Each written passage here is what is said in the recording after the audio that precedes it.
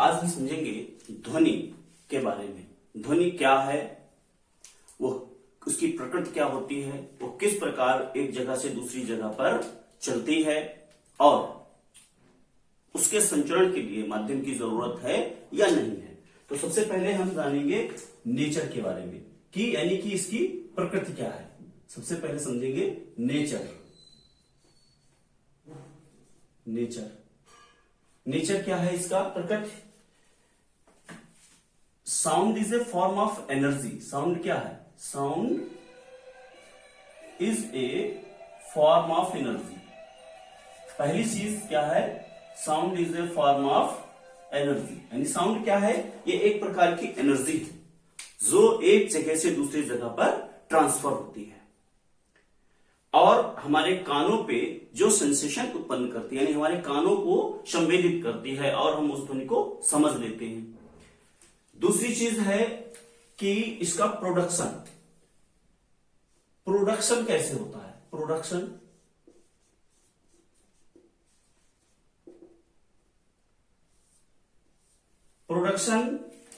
कोई भी ध्वनि हो, किसी भी प्रकार की ध्वनि हो, वो सदैव वाइब्रेशंस यानी कंपन के द्वारा उत्पन्न होती है। जैसे हम कुछ एग्जांपल बता रहे हैं, घंटी है, इसको बजा दिया तो यानी साउंड प्रोड्यूस हो रही, तो ये वाइब्रेट कर रहा है, इसको पकड़ रहे हैं तो हमको वाइब्रेशंस सुनाई पड़ रहे हैं। या फिर हम और किसी एक्टिविटी के द्वारा इसको समझ सकते हैं कि जैसे रबर बैंड हमने इसमें लगा दिया है, तो रबर बैंड को यदि आप ऐसे छोड़ेंगे, आप देखेंगे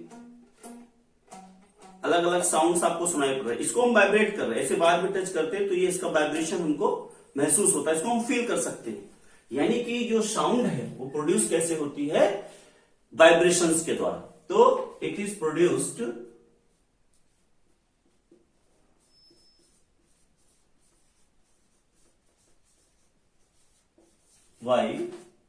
वाइब्रेशंस, यानी कि कंपन के द्वारा ये उत्पन्न होती है। वाइब्रेशंस के द्वारा it is produced bye vibration. Vibrating objects भी लिख सकते हो, वाइब्रेटिंग ऑब्जेक्ट्स ज्यादा सही रहेगा। वाइब्रेटिंग ऑब्जेक्ट्स, कोई भी चीज यदि वाइब्रेट हो रही है तो उससे ये साउंड प्रोड्यूस होगी। वाइब्रेशन के अलावा भी ये उत्पन्न हो सकती है। यदि हम रब करते हैं, ऐसे ऐसे किया तो भी ये साउंड प्रोड्यूस हो सकती है, या किसी चीज को ब्रेक करते हैं तो उससे भी साउंड प्रोड्यूस हो सकती है, अलग अलग तरह। मुख्यतः लेकिन जो है साउंड प्रोड्यूस होती है वाइब्रेशंस के द्वारा ही। तो हमने समझा नेचर क्या है, it is a form of energy.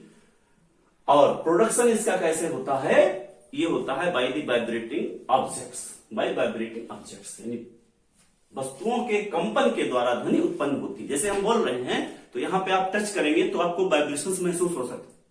आप खुद करके इसको देख सकते हैं। कुछ भी बोले और यहां पे टच करेंगे, क्योंकि हमारी जो ध्वनि निकल रही है वो स्वर यंत्र से, यानी कि जो वोकल कॉर्ड है यहाँ पे, उससे ध्वनि निकल रही है, तो उसका वाइब्रेशन हम महसूस कर सकते हैं। इसके बाद इसका जो ट्रांसमिशन है यानी प्रोपोगेशन है, वो कैसे होता है? ट्रांसमिशन, ध्वनि जो है वो एक जगह से दूसरी जगह पे इसका जो ट्रांसमिशन है वो वेव्स के द्वारा होता है। अभी इसके बाद में हम वेव्स को जानेंगे कि वेव्स क्या है। तो पहले तो ये समझ लेना है कि वेव किस तरीके से काम करती है। आपने देखा होगा कहीं तालाब में यदि आप शांत जल में पत्थर फेंके तो चारों तरफ ऐसे गोल गोल करके इस तरीके से, जैसे पत्थर यहां पे गिरा तो चारों तरफ ऐसे ऐसे ऐसे, ऐसे करके जो है वेव्स आपको दिखाई पड़ने लगती है तालाब में। तो ये जो वेव्स आप देख रहे हैं ये क्या है? ये उस डिस्टरबेंस को, यानी जो यहाँ पे पत्थर की गिरने से डिस्टरबेंस क्रिएट हुआ उसको एक निश्चित वेग से आगे लेकर के जाती हैं। या फिर आप रस्सी को एक यहाँ पे हुक से बांध दे और इसमें बांध करके इसको चलाएं तो क्या होता है? वो रस्सी देखेंगे ऐसे ऐसे करके मोशन करती है। तो आप यहां से भी इसको समझ सकते हैं कि वो कैसे, जब हम रस्सी ऊपर नीचे करते हैं तो उसमें इस तरीके से मोशन हमको दिखाई पड़ता है। तो यहां पे हम जब मोशन करते हैं, लेकिन वो मोशन धीरे धीरे करके यहां तक पहुंच जाती है, यानी कि जो हमने एनर्जी दी वो एनर्जी धीरे धीरे करके यहां आगे तक पहुंच रही। तो ट्रांसमिशन का कैसे होता है? तो साउंड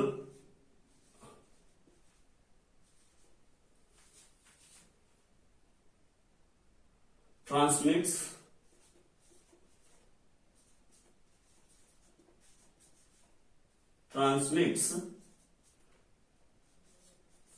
बाय वेव्स। वेव्स के द्वारा ये चलती है, यानी तरंगों के द्वारा, वेव के द्वारा ये चलती है। और दूसरी चीज यहां पे एक और समझनी है कि इसके ट्रांसमिशन के लिए मीडियम रिक्वायर्ड होता है। मीडियम इज रिक्वायर्ड, यानी कि जैसे हम यहां पे बात कर रहे हैं तो उसी तरीके से हम क्या मून पे बात कर सकते हैं। Required for transmission of waves, for transmission of waves.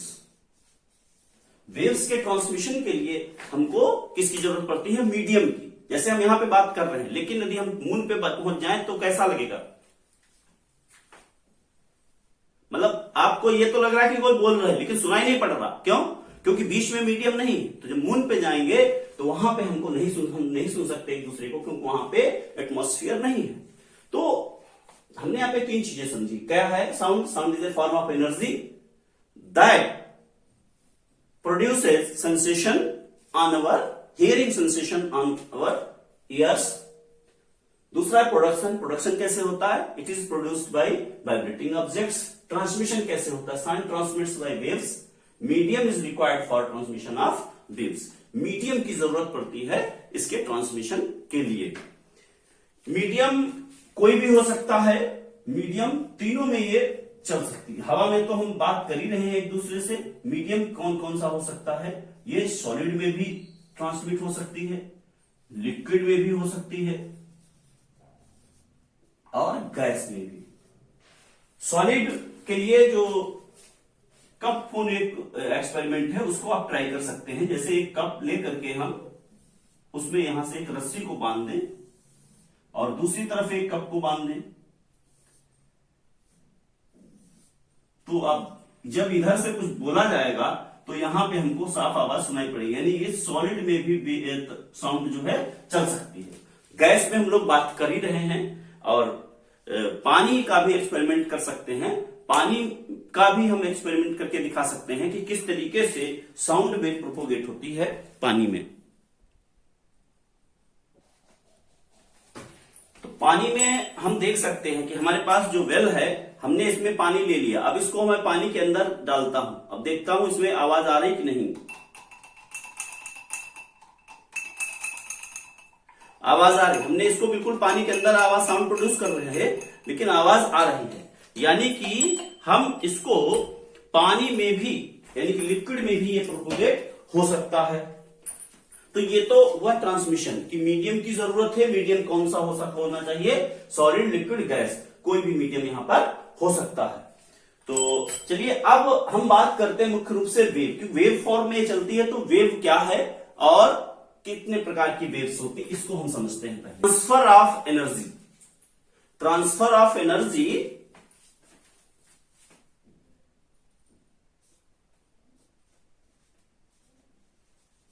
Transfer of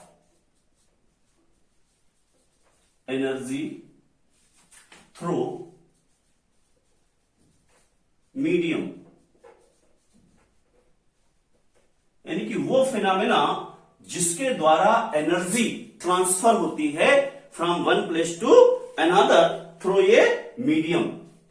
medium without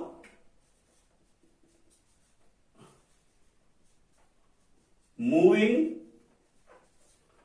particles of medium, particles of medium, यानी कि उसके जो पार्टिकल्स हैं वो मूव नहीं कर रहे हैं। वेव्स मेनली टू टाइप्स की हो सकती हैं। वेव्स हमारी टू टाइप्स की हो सकती हैं। एक तो वो हो सकती हैं कि जिनमें मीडियम की जरूरत है, एक वो जिनमें मीडियम की जरूरत नहीं है। जैसे एक एग्जांपल से इसको समझ सकते हैं, कुछ बॉल्स हमारी यहां पे रखी हुई है, इनको ट्रांसफर करना है इस साइड में। तो हम क्या करते हैं, यहां पे कुछ लोगों को मान लीजिए हमने खड़ा कर दिया है, इस तरीके से हमने खड़ा कर लिया। तो इसने बॉल यहां से ली, इसको दे दी, दूसरा यहां पे खड़ा है कोई व्यक्ति,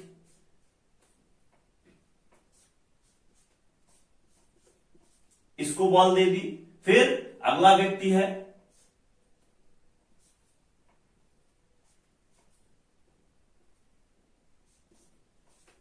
इसको बॉल दे दी, फिर अगला व्यक्ति है, इसने इसको बॉल दे दी और हमारी बॉल यहां पर सारी इस तरीके से पहुंच गई। यानी एक से दूसरे में इसने इसको दी, फिर इसने इसको दी, फिर इसने इसको दी, फिर इसने इसको दी और इसने यहां पे रख दिया। तो इस तरीके से ये माध्यम के जो कण है, ये मान लीजिए पार्टिकल्स हैं, ये मोशन नहीं किए लेकिन इन चीजों को यहां से वहां तक एक से दूसरे में, दूसरे से तीसरे में से ट्रांसफर कर दिया। तो इस तरीके के जब एनर्जी ट्रांसफर हो रही है तो यानी कि मीडियम की जरूरत है। अब यदि मान लो हमने डायरेक्ट यहां पे जो पार्टिकल्स रखे थे, अब यहां से हमने डायरेक्ट यहां पर फेंक दिए, बीच में क्या है इससे हमें नहीं मतलब है, हमने डायरेक्टली इनको क्या किया, यहां से यहां पर डायरेक्टली यहां पे पहुंचा दिया। तो इसमें मीडियम की हमको जरूरत नहीं है, बीच में क्या है नहीं मतलब। ये मान लीजिए हमारा सोर्स था और यहां पर हमको इसको डेस्टिनेशन पे पहुंचना था, तो यहां से डायरेक्ट जो है वहां पर पहुंच गए। तो दो तरीके की वेव्स हो सकती हैं, एक तो वो वेव्स जो होती है हमारी मैकेनिकल वेव्स, एक हमारी है मैकेनिकल वेव्स और दूसरी है नॉन मैकेनिकल वेव्स, यानी यांत्रिक तरंगे और इनको विद्युत चुंबकीय तरंगे भी कहते हैं, मैकेनिकल वेव्स। मैकेनिकल वेव्स कौन सी हैं और नॉन मैकेनिकल वेव्स कौन सी हैं, जो मैंने इसी एग्जांपल के द्वारा बताया। मैकेनिकल वेव्स में क्या है, इसमें मीडियम इज रिक्वायर्ड, पहली चीज इसमें क्या है, मीडियम इज रिक्वायर्ड, हमको माध्यम की जरूरत है, इसमें मीडियम की जरूरत हमको नहीं है। Medium is not required, medium is not required, माध्यम की जरूरत नहीं है। तो हमारी जो मैकेनिकल वेव्स में है, साउंड वेव्स, वो इस तरीके से ट्रेवल करती हैं। यानी कि इसका जो एग्जांपल क्या हो जाएगा, एक तो हमारा जैसे साउंड वेव्स हो गई, दूसरा इसमें वेव्स ऑन वाटर सरफेस, जो मैंने अभी बताया था एग्जांपल कि कहीं हमने पत्थर फेंका तो चारों ओर इस तरीके से हमारी वेव्स बन जाती हैं, पत्थर के फेंकने के चारों ओर तालाब में। तो इस तरीके की जो वेव्स हैं ये हमारी क्या हैं, ये भी मैकेनिकल वेव्स हैं, वाटर वेव्स कह सकते हो। ऑन सरफेस, अंदर नहीं ये होती है, ये सिर्फ सरफेस पे ही होती है। और अभी जो मैंने रस्सी का एग्जांपल बताया था कि रस्सी को जो बांध रखा था इधर हमने एक हुक से, तो उस पे जब हम उसको चलाते हैं तो उसमें इस तरीके से वेव चलती है। तो wave in string, wave in string, ये सारी हमारी वेव्स कैसी हैं, ये हमारी जो वेव्स हैं ये मैकेनिकल वेव्स हैं। नॉन मैकेनिकल वेव्स में हमारा एग्जांपल आ जाता है लाइट वेव्स, जो लाइट यानी सन से हम तक बीच में बहुत जगह ऐसी है जो निर्वात है, वैक्यूम है, यानी वहां पर कोई भी माध्यम नहीं है, लेकिन फिर भी वो वेव्स हम तक पहुंच रही हैं। तो वो डायरेक्टली हम तक पहुंच रही है, यहां से डायरेक्टली हम तक, सोर्स से डेस्टिनेशन तक डायरेक्ट पहुंच रही हैं, तो वो हमारी क्या कहलाएंगी, नॉन मैकेनिकल वेव्स, यानी मीडियम की जरूरत नहीं है। और एग्जांपल इसका लाइट वेव, इसमें मीडियम की जरूरत है। और एग्जांपल हमारा है साउंड वेव और वाटर वेव्स ऑन सरफेस। हमें यहां पे स्टडी करना है साउंड को, इसलिए हम इसी को ज्यादा फोकस करेंगे, इसको हम बात करेंगे। मैकेनिकल वेव्स को फर्दर कैटेगराइज कर दिया गया दो पार्ट में इसको फर्दर कैटेगराइज कर दिया गया है। दो पार्ट कौन कौन से, एक तो है इसमें ट्रांसवर्स वेव्स, एक कौन सी है, ट्रांसवर्स वेव्स, ट्रांसवर्स वेव्स, और दूसरा है लॉन्गिट्यूडनल वेव्स, लॉन्गिट्यूडनल वेव्स। इनको समझते हैं, ट्रांसवर्स वेव्स और लॉन्गिट्यूड, यानी कि अनुप्रस्थ तरंगे और अनुदैर्घ्य तरंगे, ये दो प्रकार की हो सकती हैं मैकेनिकल वेव्स। तो ट्रांसवर्स और लॉन्गिट्यूडनल वेव्स। ट्रांसवर्स वेव्स को पहले समझते हैं। ट्रांसवर्स वेव्स में क्या होता है, अभी मैंने एग्जांपल आपको बताया था कि जो ट्रांसवर्स वेव्स हैं उसमें हमारी वेव तो आगे की ओर ट्रांसमिट होती है, जैसे हमारी वेव आगे जा रही है ये, और जो मीडियम के कण हैं, पार्टिकल्स, वो कैसे मोशन कर रहे हैं, ऊपर नीचे मोशन कर रहे हैं, ये जैसे हमारा पार्टिकल का मेन पोजीशन है, तो वो ऊपर नीचे, एक बार ऊपर एक बार नीचे। तो जब इस तरीके की मोशन हो, यानी कि मीडियम के पार्टिकल परपेंडिकुलर मोशन करें, यानी कि लंबवत मोशन करें along perpendicular motion to the wave direction, यानी जो वेव की डायरेक्शन है उसके परपेंडिकुलर मोशन करें तो हमारी ट्रांसवर्स वेव्स होगी। और यदि हमारी वेव मान लीजिए आगे जा रही है और पार्टिकल हमारे मोशन कैसे कर रहे हैं, आगे और पीछे कर रहे हैं, इधर और इधर, इधर और इधर, यानी along the direction of the wave, यानी जब perpendicular to the direction of the wave तब ट्रांसवर्स वेव कहलाएगी। और जो longitudinal along the direction of the wave particle motion करें तो वो हमारी कहलाएगी लॉन्गिट्यूडनल मोशन। हमारा जो ये है साउंड वेव किस तरीके से मोशन करती है उसको हम समझते हैं एक एक्टिविटी के द्वारा, कि जैसे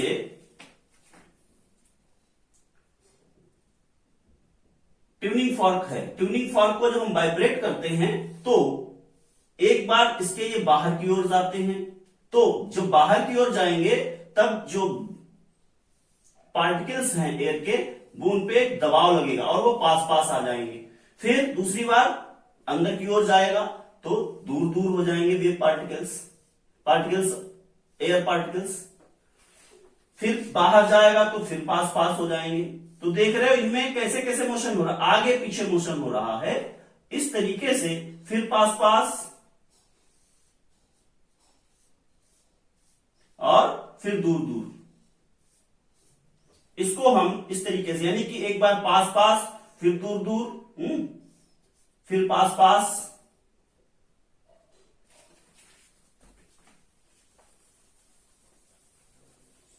ऐसे दिखा सकते हो उसको, फिर पास पास फिर दूर दूर, फिर पास पास और फिर दूर दूर। तो एक बार पास पास फिर दूर दूर फिर पास पास, इस तरीके से ये कंप्रेशन और रेयरफेक्शन, यानी कंप्रेशन और रेयरफेक्शन के द्वारा वेव हमारी आगे बढ़ती है। यानी वेव हमारी किधर जा रही है, आगे जा रही है, और जो वाइब्रेशन हो रहा है पार्टिकल्स का वो भी उसी डायरेक्शन में हो रहा। तो ये हमारी इस तरीके, ये जो साउंड वेव है वो हमारी कैसी है, लॉन्गिट्यूडनल वेव है। तो ये चीज हो गई। इसको और डिटेल हम समझते हैं थोड़ा सा।